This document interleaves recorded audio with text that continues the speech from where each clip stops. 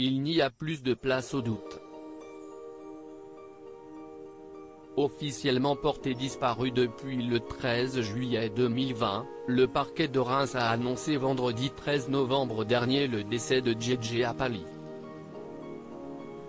CST grâce à un dossier de mort violente qui avait eu lieu en gare de Besançon le 12 juillet 2019, où une personne s'était jetée sous un train et n'avait pas été identifiée, qui l'ont pu faire le rapprochement avec le comédien de 44 ans.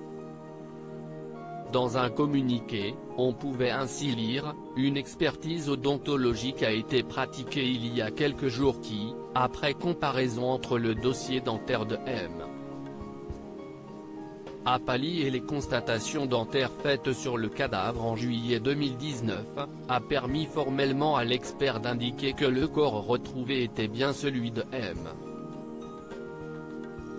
JJ Apali. Ainsi, JJ Apali s'est donc suicidé peu de temps après sa disparition. Proche du comédien, Aïssa Maïga lui a rendu hommage à travers une publication Instagram, juste après avoir eu connaissance de son décès. La comédienne a ainsi partagé « Si est-il le cœur lourd que j'ai appris le décès de l'acteur JJ Apali. JJ a mis fin à ses jours en juillet 2019. Toutes mes pensées vont à sa famille et à ses proches. Je garde de lui le souvenir ému de nos débuts dans le métier, de nos rêves. Je n'oublierai pas son charme, son charisme incroyable, ni son humour dévastateur.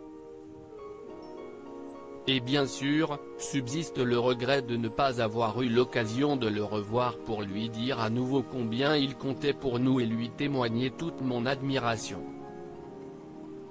Prenons soin les uns des autres. » Enfin, elle a ajouté « Je tiens également à remercier tous et celles et ceux qui ont relayé l'avis de recherche. Votre réactivité a permis de mettre un coup d'accélérateur à l'enquête et de faire émerger la vérité. » Retour sur la carrière de JJ Apali. Après des études de commerce international, JJ Apali s'est très vite lancé dans une carrière de comédien. Après un court passage au cours Florent en 2001, la star a enchaîné les projets. En l'espace de 16 ans, il a ainsi joué dans 19 films.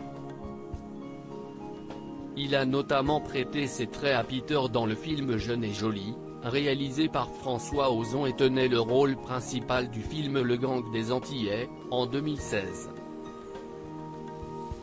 Plus récemment, il était apparu dans la seconde saison de la série Les Rivières pourpres, diffusée sur France 2.